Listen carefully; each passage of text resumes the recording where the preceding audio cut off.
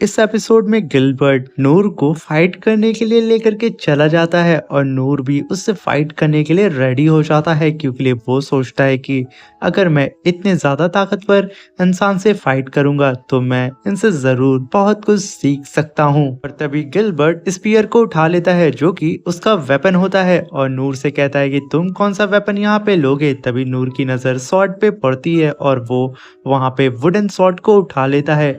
तभी गिलबर्ट कहता है तो ठीक है, अगर तुम इस शॉट से फाइट करना चाहते हो तो शॉट से ही सही। तभी वहां पे गिलबर्ट की फाइट देखने के लिए उस बैटल अरीना में काफी लोग इकट्ठा हो जाते हैं और देखते ही देखते गिलबर्ट और नूर की फाइट स्टार्ट हो जाती है और गिलबर्ट अपने स्पीयर से नूर के ऊपर काफी सारे मल्टीपल अटैक कर रहा होता है, मगर नूर पलक झपकती उसके सारे अटैक को डॉज कर देता है, जिसे देख करके गिलबर्ट काफी ज्यादा हैरान होता है कि नूर इतनी तेजी से मेरे अटैक को कैसे डॉज कर सकता है।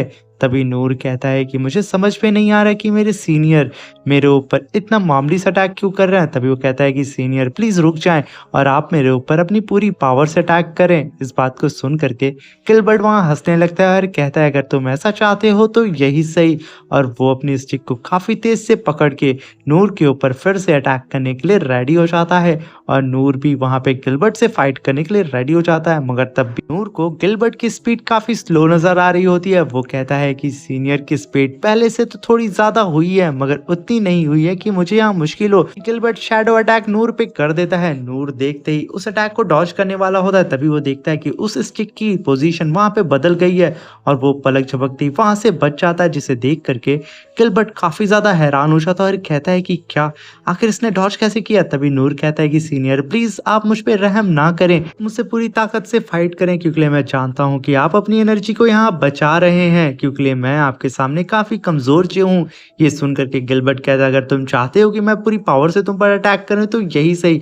और गिलबर्ट अपने स्पीयर से ड्रैगन फायर अटैक करता है, जिसे देख करके आसपास के लोग एकदम डर जाते हैं क्योंकि गिलबर्ट के ड्रैगन अटैक से आज तक कोई भी बच नहीं पाया था। और तभी हम देखते हैं कि गिलबर्ट का अटैक नूर की गर्दन तक पहुंच जाता है और नूर पलक झपकते ही उसके सामने से गायब हो जाता है और वो इस अटैक को भी डॉज कर लेता है, जिसे देख करके गिलबर्ट का मुंह खुला का खुला रह जाता है और वो ये सोचता है कि आखिर कैसे ये मेरे अटैक को कैसे डॉज कर सकता है।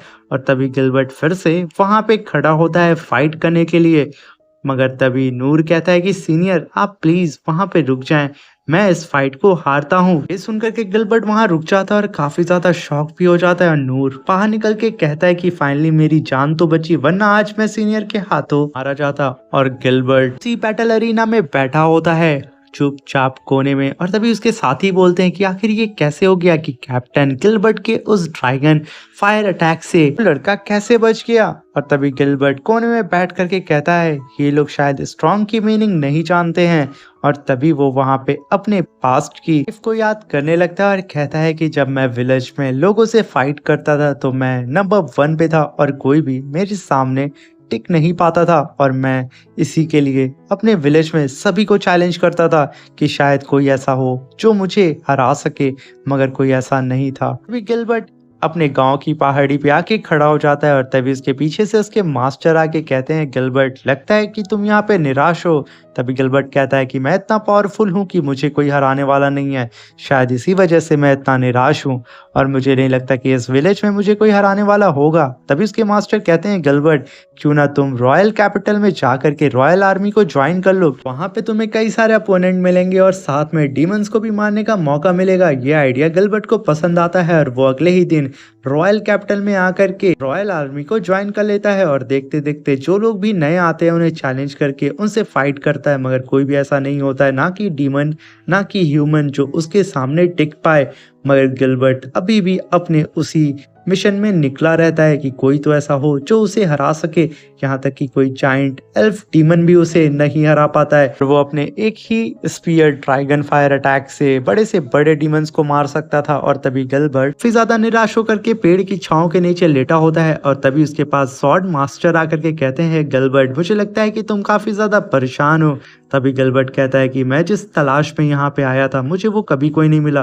तभी सॉर्ड मास्टर कहते हैं क्यों ना तुम एनसी से फाइट करके अपनी एबिलिटी को चेक कर लो, वो भी इस कॉन्टिनेंट की सबसे ज्यादा पावरफुल डिसाइबल है इस बात को सुन कर के गिलबर्ट कहता है कि मैं फाइटिंग में एक्सपर्ट हूँ मगर एनसी डिफेंडिंग में एक्सपर्ट है। हम दोनों की फाइटिंग स्किल डिफरेंट है, वो सिर्फ डिफेंड करती है और मैं फाइट करता हूँ, भला मैं कैसे उससे फाइट कर सकता हूँ। तभी स्वॉर्ड मास्टर कहते हैं कि एक दिन ऐसा जरूर आएगा कि तुम्हें तुम्हारी डेस्टिनी ऐसे इंसान से जरूर मिलेगी जो तुम्हें फाइट में हरा दे।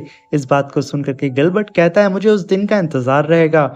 और तभी गिलबर्ट उस दिन को याद करता है जब नूर किंग से मिला था और किंग ने उसे किंगडम के साथ साथ काफी चीजें ऑफर की थी, मगर गिलबर्ट को किसी भी चीज का मोह नहीं होता है। और तभी गिलबर्ट नूर की उसी स्वॉर्ड को देखने लगता है जिसे पकड़ के नूर ने उसके साथ फाइट किया था, और उसी मोमेंट्स को याद करने लगता है और कहता है कि मैं इस चीज को बिलीव नहीं कर पा रहा हूँ कि वो मेरे सारे अटैक से बच गया।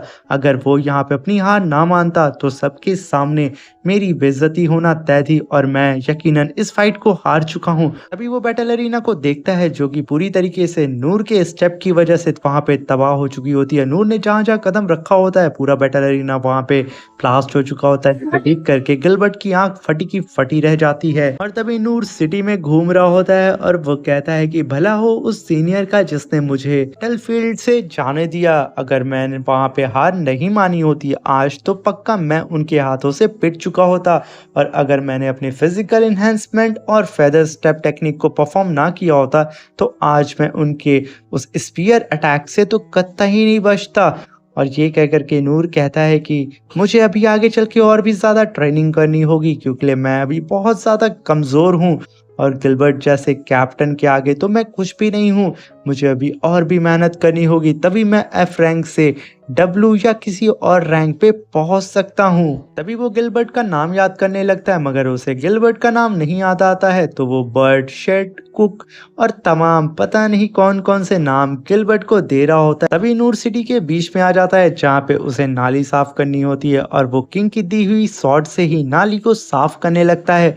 और देखते ही देखते चंद मिनटों में पूरी नाली साफ हो जाती है और एकदम चमकने लगती है। ये देख करके नूर कहता है कि यकीनन ये शॉट वाकई में बहुत ज्यादा कारगर है। नूर को किंग की बात याद आती है कि इस शॉट को कितना भी रफली यूज करो ये शॉट कभी खराब होगी ही नहीं। तभी नूर उस शॉट को देखने लगता है जो कि इतना काम करने के बाद भी उस शॉट से वो शॉट वहां पे और भी ज्यादा चमक रही होती है। इस चीज से नूर एकदम खुश हो जाता है और वो अपना काम खत्म करके आराम करने के लिए फॉरेस्ट के बीच में आ जाता है। और वो कहता है कि मैं इस शॉट से कई सारे काम कर सकता हूँ, जैसे कि मैं अपने लिए क्यों ना एक बड़ी सी बोट ले लूं और इस शॉट से मैं उस बोट को चलाऊंगा। ये कह करके वो अपनी इमेजिनेशन में चला जाता है और वो एक लड़की को बोट की सवारी भी करा रहा होता है। और तभी वो कहता है कि शायद मुझे इस शॉट से पिज़्ज़ा कुक करना चाहिए या फिर इस पे कई सारे चिकन मीट्स रख के उसे ग्रिल करना चाहिए। मैं ऐसे करके काफ़ी ज़्यादा पैसे कमा सकता हूँ।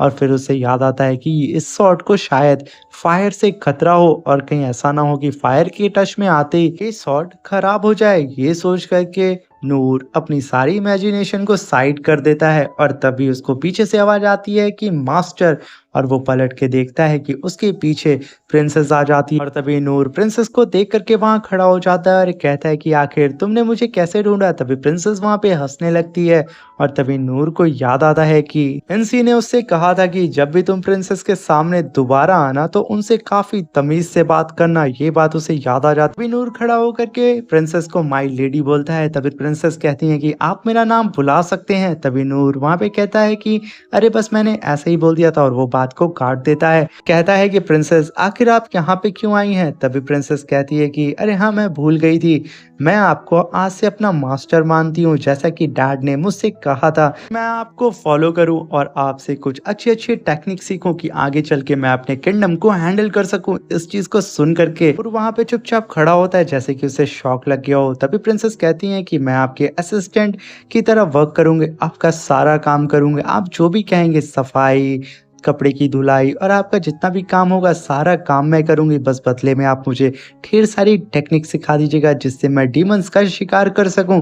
मगर तभी नूर कहता है कि मैं तुम्हें अपना स्टूडेंट नहीं बना सकता हूँ। तभी प्रिंसेस कहती है आखिर आप ऐसा क्यों कह रहे हो। ये कह करके वो वहाँ पे उदास हो जाती है और कहती है कि प्लीज मास्टर मुझे आप अपना स्टूडेंट बना लें। फिर नूर कहता है कि मैं तुम्हें अपना स्टूडेंट नहीं बना सकता हूँ, ये कह कर के वो वहाँ से जाने लगता है और तभी प्रिंसेस कहती है कि मास्टर प्लीज़ रुक जाएँ और वो अपनी मैजिकल स्टिक बाहर निकालती है और नूर को एक आइस मैजिक करके दिखाती है और स्काई में कई सारे आइस क्रिस्टल बना देती है और उन सारे आइस क्रिस्टल से अपने ऊपर अटैक कराती है और पलक झपकते ही उन सारे आइस क्रिस्टल को फायरवर्क के ज़रिए जला के राख कर देती है और वो सारे क्रिस्टल हवा में गायब हो जाते हैं और तभी प्रिंसेस थीफ क्लास का मैजिक वेपन निकालती है और अपने पीछे से एक नाइफ को निकालती है और उस नाइफ को एक ही बार यूज करती है जिसकी वजह से उसके पीछे खड़ा हुआ वो जाइंट सा पेड़ वहां पे दो हिस्सों में कट के गिर जाता है जिसे देख करके नूर एकदम हैरान हो जाता है। तभी प्रिंसेस कहती है कि मास्टर ये एक सीक्रेट टेक्निक है थीफ क्लास की और तभी प्रिंसेस अपने पास से एक स्वॉर्ड को निकालती है जो कि आधी टूटी होती है और तभी वो अपनी एनर्जी से उस स्वॉर्ड को एक्टिवेट कर देती है और वो स्वॉर्ड जैसे ही एक्टिवेट होती है वो देखते ही देखते एक डिवाइन स्लैश लगाती है जिसकी वजह से जंगल में काफ़ी बड़ा धमाका होता है और चारों तरफ उसकी एनर्जी फ्लो होने लगती है। और तभी प्रिंसेस कहती है कि मास्टर जैसा कि आपने देखा कि मैं कितनी ज़्यादा काबिल हूँ, अगर आप प्लीज़ आप अगर अपना स्टूडेंट बना लेंगे तो मैं फ्यूचर में और भी ज़्यादा स्ट्रांग बन सकती हूँ और अपने किंगडम को सर्व कर सकती हूँ और अपने किंगडम के लोगों को डीमन से बचा सकती हूँ। प्लीज़ मास्टर मुझे आप अपना स्टूडेंट बना लें, ये कह कर के वो नूर के पीछे ही पड़ जाती है और तभी नूर कहता है कि तुम समझ नहीं रही हो। तभी प्रिंसेस कहती है कि मास्टर आखिर क्या बात है, आप प्लीज़ मुझे बताइए। तभी नूर कहता है कि वो चीज़ मैं तुम्हें नहीं बता सकता हूँ, मगर प्रिंसेस उसको काफ़ी ज़्यादा प्रेशराइज़ करने लगती है। तभी नूर कहता है ऐसी बात है तो ठीक है, मैं तुम्हें बताता हूँ कि मैं तुम्हें अपना स्टूडेंट क्यों नहीं बना सकता हूँ, क्योंकि मैं एक यूजलेस पर्सन हूँ जिसके पास कोई भी मैजिकल पावर नहीं है। ये कह कर के वो प्रिंसेस के सामने अपनी टाइनी फ्लेम को निकालता है जिसे देख करके प्रिंसेस का मुंह खुला का खुला रह जाता है और प्रिंसेस वहां से बिना कुछ कहे वहां से चली जाती है।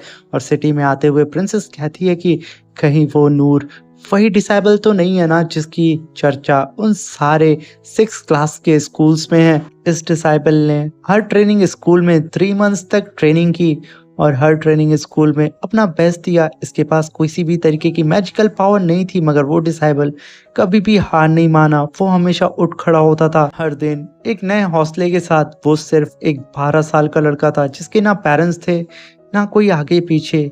और तभी प्रिंसेस कहती है कि मुझे ऐसा लगता है कि वो डिसेबल ज़रूर नूर ही होगा।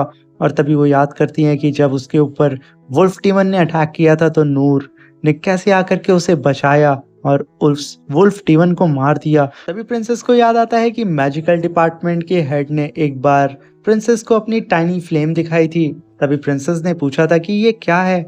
तभी प्रिंसिपल ने कहा था कि ये एक टाइनी फ्लेम है और 2 साल की प्रैक्टिस के बाद मैं इसे सिर्फ इतना ही बड़ा कर पाता हूँ। तो तुम समझ सकती हो कि ये टाइनी फ्लेम कितनी ज़्यादा पावरफुल होगी। जितनी बड़ी टाइनी फ्लेम उतना ही ज़्यादा पावरफुल वो डिसेबल। और तभी प्रिंसेस अपनी टाइनी फ्लेम को निकालती है और कहती है कि मैं सालों से प्रैक्टिस कर रही हूँ, मगर आज तक मैं अपनी टाइनी फ्लेम को और भी ज़्यादा बड़ा नहीं कर पाई हूँ। भले ही मैं इसके लिए कितना भी कल्टीवेट करूँ या कितनी भी कोशिश क्यों ना कर लूँ, ये इतनी की इतनी ही बड़ी रहती है। और जब मैंने टूर मास्टर की टाइनी फ्लेम देखी, वो टाइनी फ्लेम एक जाइंट टाइनी फ्लेम थी जिसकी वजह से मेरा मुंह खुला का खुला रह गया था। और तब मैं शॉक हुई थी जब मास्टर ने ये कहा था कि इतनी ये पावरफुल मेरी टाइनी फ्लेम है, उतनी ही पावरफुल मेरी 5 क्लास की मार्शल आर्ट्स हैं। तो तुम समझ सकती हो कि मैं तुम्हें कुछ नहीं सिखा सकता हूँ, मैं बहुत ज़्यादा वीक हूँ। तभी प्रिंसेस नूर की सारी बातों को याद करने लगती हैं और कहती हैं कि मास्टर कितना ज़्यादा पावरफुल है। वो इतने ज़्यादा पावरफुल होने के बाद भी इतने ज़्यादा हम्बल हैं कि वो लोगों की मदद करते हैं और वो एक F रैंक के एडवेंचरस हैं। उन्हें किसी बात का कोई भी घमंड नहीं है कि वो इतने ज़्यादा ताकतवर हैं कि उन्होंने एक वुल्फ जायंट डीमन को एक ही बार में ख़त्म कर दिया जिसके सामने हमारे सोल्जर्स टिक भी नहीं पाए थे। और मैं अब ये फैसला बना चुकी हूँ कि मैं कैसे भी करके अपना मास्टर नूर को ही चुनूंगी, क्योंकि मुझे आगे चल के अपने किंगडम को संभालना है। अपने फादर अपने ब्रदर के साथ मिल करके मुझे इस किंगडम को और भी ज़्यादा मजबूत करना होगा। अगर मैं पावरफुल नहीं बनी तो मैं अपने लोगों को नहीं बचा पाऊंगी और अपने फादर और अपने ब्रदर के साथ इन सारी फाइट्स में पार्टिसिपेट नहीं कर पाऊंगी। मुझे वीक नहीं बनना है, मुझे मास्टर नूर का डिसाइबल बनना है और आगे चल के फ्यूचर में और भी ज़्यादा पावरफुल बन के अपनी रॉयल फैमिली को संभालना है। और यहाँ पे प्रिंसेस ये डिसाइड कर चुकी होती हैं कि वो अब नूर की ही डिसाइबल बनेंगी और वो दौड़ते हुए नूर के पास चली जाती हैं और नूर भी रजिस्ट्रेशन हॉल से बाहर निकल रहा होता है अपने दोस्तों को बाय बोल करके। और तभी वो प्रिंसेस को देख के एकदम शॉक में आ जाता है और तभी प्रिंसेस कहती है मैंने यहाँ पे एक चीज डिसाइड कर ली है। तभी नूर कहता है कि आखिर वो क्या चीज है। तभी प्रिंसेस कहती है कि मैं आपको ही अपना मास्टर आज से मानती हूँ और अगर आप इस चीज को नहीं एक्सेप्ट करेंगे तो मैं आपके आगे पीछे घूमती रहूंगी जब तक आप मुझे अपना डिसाइबल नहीं एक्सेप्ट कर लेते हैं। ये सुन करके नूर कहता है कि ये लड़की सच में पागल हो गई है। और यहीं पे हमारा ये एपिसोड खत्म हो जाता है। अब मिलते हैं इसके नेक्स्ट एपिसोड में। Thank you for watching.